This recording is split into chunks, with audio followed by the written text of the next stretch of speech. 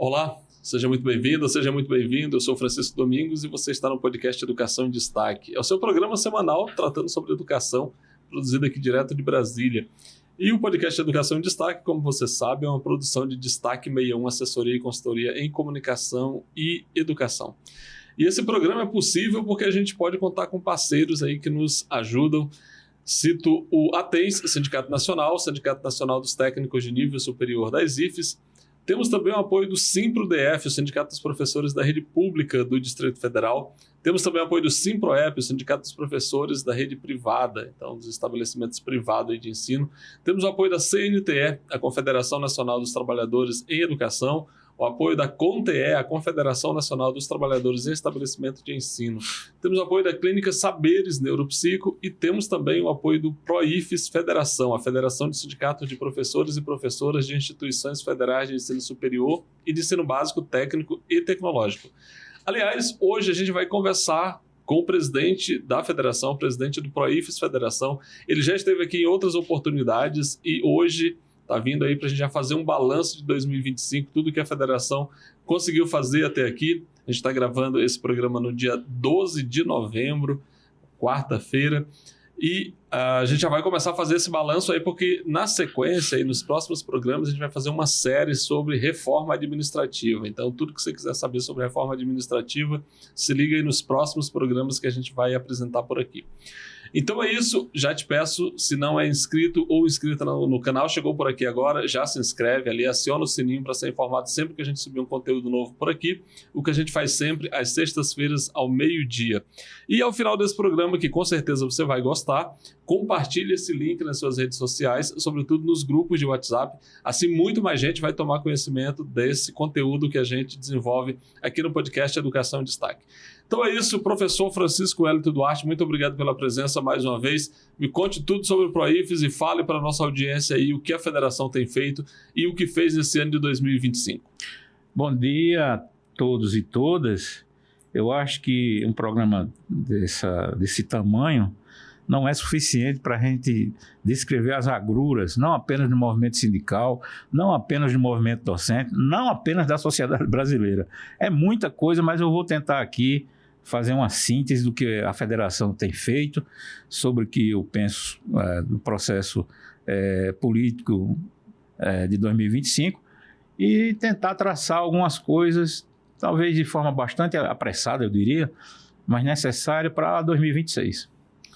Pois é, como quando o Wellington esteve aqui antes, a gente deixou isso bem claro, ele também é cientista político, é economista, mas é um cientista político, e a observação dele, o olhar dele aí sobre o mundo que acontece na política é muito interessante, e a gente vai explorar isso aqui. Aliás, eu começo, inclusive, professor, perguntando como é que você tem observado, nesse ano de 2025, essas tensões que a gente tem cada vez mais evidentes, por exemplo, com essa ascensão do Donald Trump à presidência dos Estados Unidos e as consequências disso para o mundo nesse ano de 2025. Olha, pode parecer que todos esses acontecimentos, a ascensão do Trump novamente, não tem nenhum impacto sobre a vida do docente. A gente pode imaginar que dentro do nosso trabalho do dia a dia, o que está acontecendo no mundo não tenha nenhuma influência, mas é basicamente o contrário. A ascensão da extrema-direita, na América do Sul, com a recente eleição na Bolívia, ela cria um cenário perturbador, porque a extrema-direita mundial e basicamente a extrema-direita tupiniquim, eles partem do princípio da destruição dos modelos de democracia, por mais frágeis que elas estejam. Então, quando você destrói um modelo de democracia, e nós estamos vendo isso agora, com esse relator aí mais uma proposta da PEC da bandidagem, uma nova versão 2.0, é a destruição do Estado democrático de direito. Obviamente que isso tem um rebatimento muito grande na vida do professor. É bom não esquecer, professor e professora, que quando a extrema-direita governou esse país entre 2020 e 2022, 2023, no final de 2022, o que aconteceu com as universidades, institutos federais e com a carreira do professor e da professora. Não foi só questão salarial. mas também a questão da perseguição que foi feita dentro dos institutos federais, dentro das universidades, uma perseguição ideológica como nunca se viu, mesmo dos governos conservadores, e isso aconteceu no governo de extrema-direita, que não está derrotado. É bom que seja bastante claro nesse sentido. Continua forte, porque basta ver as pesquisas, como é que você tem quase a metade do eleitorado que é pesquisado, que ainda apoia a extrema-direita. Isso é uma coisa que nós precisamos debruçar como cientistas políticos, mas no plano do dia a dia, a gente precisa estar sempre atento. E a federação, ela participa desse caldo e precisa também estar sempre atenta às mudanças que ocorrem. Na Ucrânia, no Sahel, em qualquer lugar, sabe? Porque afeta de uma forma ou de outra. Pois é, a gente tem a extrema-direita, como você está falando, a ascensão e o fortalecimento aqui na América do Sul. Agora a gente tem, de novo, voltando a falar de Donald Trump, a gente tem essa presença do governo norte-americano na América do Sul ali com a iminência de um ataque à Venezuela, mas não só, né? Porque a gente sabe, se acontecer esse ataque à Venezuela, isso tem consequências para o continente todo. Então, eu gostaria que você falasse um pouco de como que você está observando essa movimentação do governo norte-americano aqui em relação à América do Sul. Olha, vou ser muito simples aqui.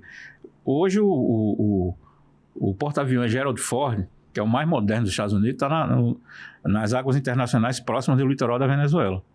E ao lado desse porta-aviões, a gente imagina sempre que um porta-aviões se desloca só. Não é verdade. Ele se desloca com uma frota. Então, existe uma frota norte-americana próxima do litoral da Venezuela. Ponto. Está tentando desestabilizar o governo da Colômbia, que vai ter eleição em abril do ano que vem. Ponto. Se você olhar o mapa político da América do Sul, onde é que você vai ter governos democráticos e progressistas? Brasil, Uruguai, Colômbia, Venezuela, que as pessoas não gostam muito lá do regime venezuelano, mas do ponto de vista geopolítico, ele é um governo diferente dos governos reacionários e conservadores, e o Chile, que é uma incógnita. O Chile, que antigamente eu digo o termo antigamente como se fosse séculos atrás, não, mas a gente imaginava que seria um tipo de governo progressista e tal, mas internamente ele toma algumas atitudes progressistas, mas do ponto de vista da geopolítica não acrescentou nada. Então o resto da América do Sul hoje passa por esse processo de endereitização. Tem um reacionário no Paraguai, tem um reacionário na Argentina, que quando todo mundo que pensava que ia perder as eleições de meio de mandato, venceu, embora não tenha maioria no parlamento, mas venceu, né? A do Equador foi comprada. O candidato a governo lá é o cara mais rico do Equador. Literalmente comprou as eleições. Na Bolívia, a esquerda fez o favor de se dividir. O voto, a abstenção foi quase 20%. E ganhou um candidato de direita, que pode ir para a extrema, ninguém sabe. E o que mais nós temos? E nós temos a Guiana, o Suriname, né? E a própria Guiana Francesa, que são governos. A Guiana é um governo conservador, o Suriname idem. Então, assim, você tem ilhas agora, né? Uruguai, Brasil. Então, para nós que somos brasileiros e para nós, professores e professores universitários, essa situação da América Latina, ela fortalece a extrema-direita, né?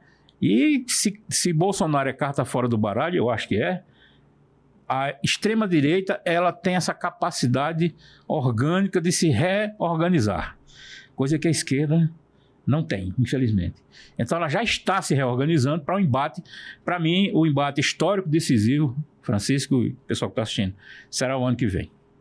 As eleições do ano que vem são embate decisivo, porque se a extrema-direita ganha, aí, gente, sinto muito, mas essas discussões que a gente faz sobre carreira, sobre cargos, PEC da chamada reforma administrativa, volta tudo, entra na pauta, e se eles ganharem as eleições no parlamento, passa como rolo compressor e restará aos sindicatos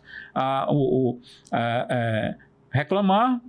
Fazer greve num regime autoritário é muito complicado, e a gente vai perdendo aos poucos, ou de uma vez só, todos os direitos que a gente conquistou nos últimos 30, 35 anos. Professor, a gente tem observado ao longo do ano de 2025 alguns temas foram surgindo, eles são muito desafiadores. A gente tem, por exemplo, o debate sobre a reforma administrativa. No entanto, a gente percebeu que embora pareça que a maioria dos servidores tenha consciência do quão destrutiva é essa proposta de reforma, ainda não parece haver a mobilização necessária para o enfrentamento dela. Trazendo então esse debate aqui para a educação, gostaria de saber como é que, no caso da Federação de Sindicatos de Professores de Universidades e Institutos Federais, como é que tem se dado esse debate, esse processo de convencimento do professor de que ele será afetado sim pela reforma e de que ele precisa lutar contra essa reforma? Olha, primeiro a gente precisa situar onde nós estamos, né? Os professores universitários representam mais ou menos 170, 150 mil professores no universo de 1,1 milhão de professores das universidades do setor público federal. Então já somos aí 10%, em torno disso.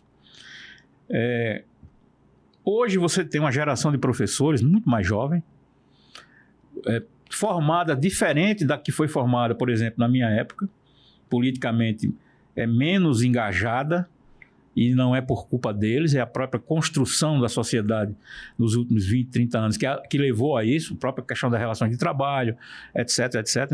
Aí seria um outro programa.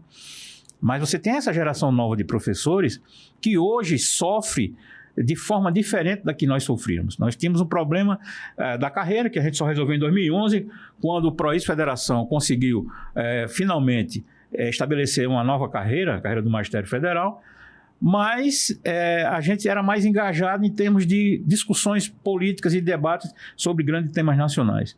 O professor universitário e a professora universitária e os professores e professoras de institutos federais têm um novo formato de relações de trabalho que impulsiona, aliás, não impulsiona, os impele a ser produtivos o tempo inteiro.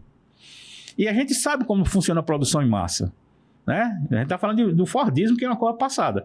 Mas no ensino, você é forçado a pontuar. Você é forçado a mostrar competência. Você é forçado a mostrar méritos. E se realmente você fizer isso, e eu estou falando, eu tenho 62 anos, estou fora desse contexto, mas um professor de 30, 35, 40 anos, praticamente forçado a produzir para pontuar, e não apenas isso, para se mostrar produtivo do ponto de vista acadêmico, a vida laboral dele vai tomar todo o tempo da vida dele. Então, o sujeito, a pessoa lá, ela vai se dedicar integralmente a essa sobrevivência acadêmica. Posso estar falando alguma besteira? Posso. Mas o que eu tenho visto ao longo dos últimos 10, 12 anos é isso. E aí, Francisco, esse engajamento acadêmico na sua vida o tira, de uma forma ou de outra, dos grandes debates políticos. A universidade, que era um fervilhão, um caldeirão de discussões e embates políticos, de grupos diferentes lá, ela se tornou um grande vazio. Eu falo pela minha universidade, a Universidade Federal do Rio Grande do Norte, que é uma grande universidade, tem cerca de 45 mil estudantes, 4 mil e tantos professores e professoras. Há um vazio de debates. Você vai para qualquer debate de tema nacional e pouca gente participa. E eu debito isso nessa nova formatação de trabalho acadêmico e na nova própria formatação da sociedade como um todo. É um tema muito complexo, eu estou dando uma pincelada apenas. Do ponto de vista, então, da federação, você que dirige uma entidade sindical importante, como é possível provocar esse debate junto à categoria para discutir a sua condição mesmo de atuação? Porque, assim, claro, o que se espera de um professor universitário é que ele seja o mais bem preparado possível para poder possibilitar que os seus estudantes, ou aqueles que frequentam aquele espaço, saiam dali também com a melhor formação possível. Para além disso, tem essa questão toda política sindical que a gente está falando aqui. Como é que a gente consegue conciliar as duas coisas? De que modo a organização sindical provoca junto a esse professor, a essa professora, esse engajamento, esse comprometimento? Olha, vou dar um exemplo meu pessoal. Eu sou professor do Departamento de Economia. Os grandes debates, quando eu era aluno do Departamento de Economia, curso de Ciências Econômicas da UFRN, e depois como professor, tinha muitos debates dentro de sala de aula, inclusive com alunos. Debates ideológicos bastante pesados que eram resolvidos em sala de aula. Hoje em dia, no meu campo da economia, o que se vê dentro da sala de aula é a ânsia do aluno em saber como é que ele vai sobreviver no mercado.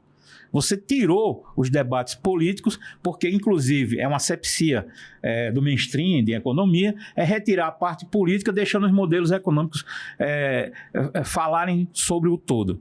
Então, isso é uma coisa que aconteceu em todos os cursos de economia do planeta.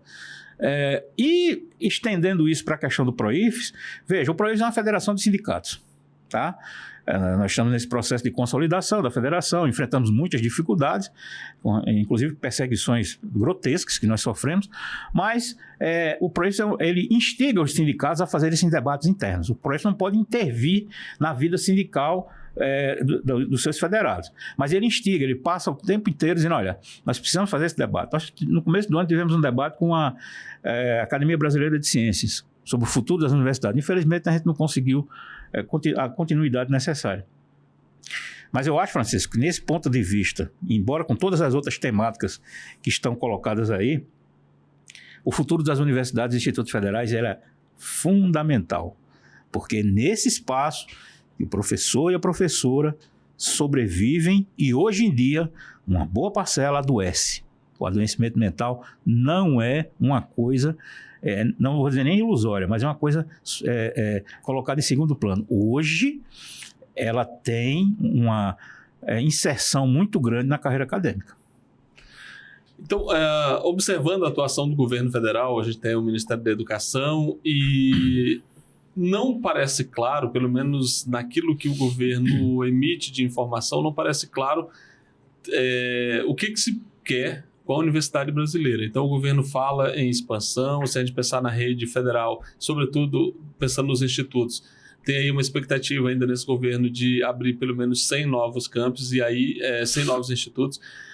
A questão é, para quê? Qual que é o objetivo? Se isso não está claro, como é que o movimento sindical provoca o governo para que torne claro esse objetivo, esse interesse? O que o governo quer, o que a universidade pode entregar para a sociedade brasileira do ponto de vista do sindicato? É preciso entender uma coisa.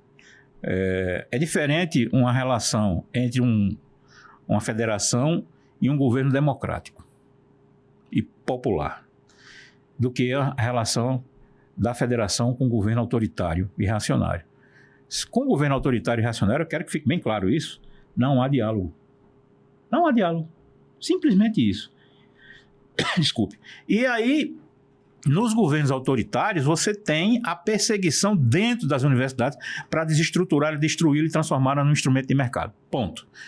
Do ponto de vista do governo democrático e popular, o governo tem os seus interesses e suas expectativas. No caso do MEC, eu acho que há um interesse muito grande em ter investimentos voltados para a educação básica, porque eu não sou contra. Fique bem claro aqui. Eu acho, inclusive, se você tem uma educação básica boa, isso vai ter consequências lá na educação superior. Isso não tenho a menor sombra de dúvida. O problema é que você não começa só da educação básica e deixa a educação superior às moscas. O governo deixou as moscas? Não. Está fazendo a expansão. Por um lado. Mas eu acho que o debate sobre a estruturação, e passa muito pelo orçamento, ela ainda coloca a universidade e os institutos federais, mais as universidades do que inclusive os institutos federais, numa situação de penúria estrutural. E aí fica muito difícil, Francisco, para o professor, a professora pesquisadora, por exemplo, e até o que não é o pesquisador estrito sensu, trabalhar. Porque mesmo os instrumentos pedagógicos da graduação, da especialização, eles vão se deteriorando. E não há como você recuperar via orçamento o que está sendo feito de 2014 para cá, porque o último grande impulso orçamentário foi 2014. Já são 12 anos, 11 anos, né? Então, assim, é preciso que o governo se abra para esse diálogo. E não é só empurrar bilhões e bilhões dentro das universidades, não. É como esses bilhões e bilhões têm um projeto estruturante para as universidades e um projeto estruturante para os institutos federais. Cara, os institutos federais, para mim, hoje, eles são um dos elementos centrais para o desenvolvimento desse Brasil. Assim como as universidades. Então, se você junta essas duas grandes áreas de conhecimento, você terá a possibilidade de ter projetos que sejam projetos nacionais. Porque o que nós vemos hoje, nós temos a pesquisa que é realmente majoritária no campo da educação pública, mas essa pesquisa, essa ação de extensão, essa coisa toda, ela é fragmentada. E por quê? Porque não existe no governo um pensamento estruturante geral sobre o papel das universidades e institutos federais para o futuro. Eu diria, um novo projeto de desenvolvimento nacional. É isso que nós precisamos. Pois é, você preside uma federação que tem representação de sindicatos de todas as regiões do país. A gente sabe que o Brasil é um país muito desigual. A situação que a gente tem no norte é muito diferente da situação que a gente tem no sudeste, por exemplo. De que modo a federação ela articula, por exemplo, esses interesses que são diferentes, que são diversos, na perspectiva de um projeto nacional para a educação, tendo a educação como esse indutor do desenvolvimento e considerando, como eu imagino que seja o caso, que pela representação que a federação tem em todos os estados, consegue identificar as peculiaridades de cada uma dessas regiões. Como é que vocês articulam isso em um projeto que eventualmente pode vir a ser discutido com o governo, com o Congresso, enfim, com quem decide? Olha, eu não quero ser pedante não, viu? Eu não sou pedante, nem quero parecer que eu conheço mais do que todo mundo. Mas esse negócio de regiões no Brasil era uma coisa recente. Ele não é uma coisa que nasceu com o Brasil. Para se ter uma ideia, eu sou do Nordeste, né? O termo nordestino não é um termo antigo, é um termo novo, a partir da década de 30. O conceito de Nordeste, ele nasce em 1919. Tá? O conceito de Nordeste nasce, inclusive, pela pressão dos grupos oligárquicos locais. Então, a gente precisa ter também o conhecimento da história. A federação que se diz federação, ela precisa entender o contexto de cada sindicato que está localizado em determinada região. Os interesses daquela região têm que ser pautas também dos interesses daqueles sindicatos. Aquele sindicato, por exemplo, sindicato ADUFG, que é do Centro-Oeste. Claro que isso é mais trabalho para diretorias locais, mas ela precisa entender o contorno que existe ali na região Centro-Oeste. Como é que ela vê a região Centro-Oeste do ponto de vista da inserção das universidades e institutos federais? Da mesma forma com o Sul, com o Sudeste, com o Norte. Então, falta ainda, e aqui é uma autocrítica, falta ainda à federação essa visão macro interligada. Porque a gente cuida dos nossos interesses, sindicatos federados, trabalhamos para questões nacionais inerentes a a carreira e a estruturação das relações de trabalho pela federação, mas quando a gente passa para discutir o papel que as universidades e institutos federais têm no Brasil, no que diz respeito, inclusive, à estrutura regional, que é totalmente desigual, porque nós não temos um projeto de desenvolvimento regional sustentável, aí fica difícil. Eu acho que isso aí é um passo ainda que a federação precisa dar. A federação é nova, né? Tem pouco mais em termos de registro, 2 anos, 1 ano, sei lá. Então ela precisa fazer essa autocrítica e, à medida que ela for crescendo, os sindicatos começarem a provocarem, inclusive, debates regionais, do ponto de vista da agregação de valor para um debate nacional. Muito bem, e mesmo nova, essa federação tem aí presença em diferentes fóruns, diferentes espaços que ajudam a discutir o futuro do país e até do mundo. E nesse momento mesmo, a federação tem representação nos debates lá da COP30 que está acontecendo em Belém. Gostaria de saber como é que se deu esse processo, o que a federação pode levar para um espaço como esse da COP? Olha, é muito importante a nossa presença lá, através do professor Bebeto, que é a nossa representação no Fórum Nacional de Educação. Mas também tivemos a participação do professor Enio, que é diretor da Ciência e Tecnologia do Projeto Federação. Isso mostra que a federação ela tem interesse nos debates dos grandes temas nacionais. Nós estamos no Fórum Nacional da Educação, nós participamos do Plano Nacional da Educação, nós estamos presentes nesses grandes temas, né? Acontece que, por exemplo, um tema como o meio ambiente, parece que não toca na vida do nosso dia a dia, mas toca. O aquecimento global é uma realidade, embora os negacionistas continuem aí atuando de forma bastante incisiva nas redes sociais. E por isso que eu acho, Francisco, que a participação da federação nessas grandes temáticas, nós participamos do Conselho Nacional de Ciência e Tecnologia. O próprio Fórum Nacional da Educação, que eu já citei aqui, nós participamos dele. E em todos os debates que somos chamados, nós vamos. Nós vamos não apenas para assistir, mas nós vamos para propor, nós vamos para ser protagonistas, né? Você pode dizer, mas o PROIFES é pequeno. Sim, ele é uma federação pequena ainda. Aliás, ninguém nasce grande, né? A CUT, quando nasceu, não era essa imensidão. A CTB, muito menos. Força Sindical, nada, né? Da própria CNTE não era, CONTE. Nasceu, está se formando, e à medida que ela for se fortalecendo, ela vai se inserindo. Nós temos participação nos debates internacionais. E você quer me dizer, ou qualquer outro aí, que não é importante que o PROIFES esteja debatendo sobre a questão da educação na América Latina e no mundo? Não é importante? Nós tivemos recentemente na Guiné. Né? Então, ainda estamos tateando, nós não temos ainda uma estrutura, um pensamento estruturante da federação, mas estamos caminhando para isso. Um outro espaço que o PROIFES acolhe e se faz representar também no debate de interesse dos aposentados, né? Tem o MOSAP aí, que é um movimento importante, o PROIFES tem participação direta ali. Eu gostaria de saber, ao longo desse ano de 2025, como é que você observou essa relação do PROIFES com os aposentados, porque afinal de contas, quer dizer, você sai da ativa, mas continua ali, né, dando a sua contribuição, e no caso dos educadores, até deveriam ser mais valorizados. Como é que está essa relação da federação com os aposentados? É um campo que eu ainda acho que a gente precisa melhorar.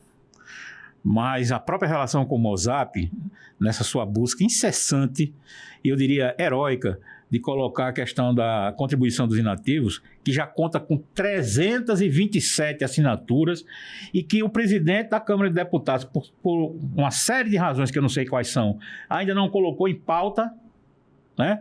Ainda tem a questão de uma proposta de isenção para os aposentados de doenças que têm doenças graves, de isenção do imposto de renda, e tem outras propostas, né? Propostas, por exemplo, com relação a auxílios e benefícios, que a gente precisa entender realmente como é que funciona isso do ponto de vista jurídico, já que são questões que a gente precisa colocar, mas desde sempre advogamos a tese de que o aposentado ele precisa ter preservada a sua vida, porque ele não terminou sua vida laboral. Ele terminou a sua relação laboral com o Instituto Federal, com a Universidade Pública. Ele não terminou sua vida laboral, e a prova disso é que tem muitos aposentados que continuam pesquisadores, muitos aposentados que inclusive são convidados a participar de bases de pesquisa dentro das universidades e institutos federais. Então, o PROIFES, ele ainda, eu acho que é carente nisso. Nós estamos tentando impulsionar o setor dos aposentados. Obviamente, Francisco, que aí você tem que ver o seguinte: a própria situação dos aposentados hoje é diferente. Você tem um aposentado mais antigo, que é o aposentado antes, inclusive, da minha entrada no Serviço Público Federal, que foi em 95. Tem essa segunda parcela de aposentados, que eu serei o próximo. Tem uma parcela de aposentados depois de 2003, e certamente terá uma parcela de aposentados de 2013 para frente. E essas relações laborais que se encerraram do ponto de vista da relação contratual, elas continuam em todas essas gerações, mas o principal é como o aposentado tem que lidar com sua situação de saúde, sua situação de uma boa vida depois de se entregar 30, 35, alguns 40 anos, alguns ficam até os 75 dentro das universidades. Qual é o retorno disso para a sua vida fora da academia? Eu acho que o PROIFES tem que debater mais isso. Eu acho que nós somos ainda muito carentes com relação a isso. Tá, e a gente está caminhando para o final aqui, mas tem uma questão que eu não posso deixar de tocar. O PROIFES tem uma atuação bastante expressiva com relação à questão dos direitos humanos, né? Inclusive tem um GT ali, um grupo de trabalho bastante atuante.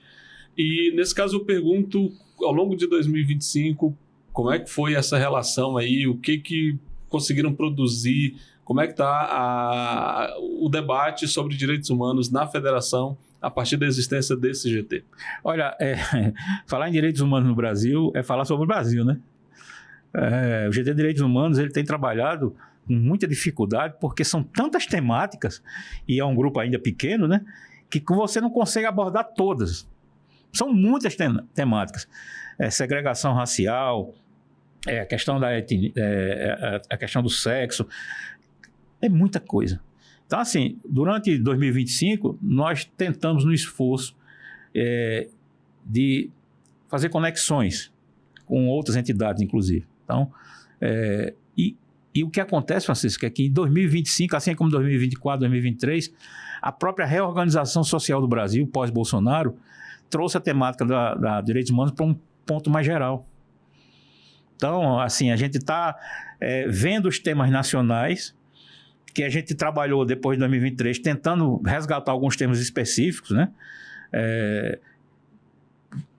Se colocar na centralidade. Eu vou dar só um tema aqui, que eu falei há pouco tempo, e que eu acho que é direito humano, que é a questão da vida do professor e da professora.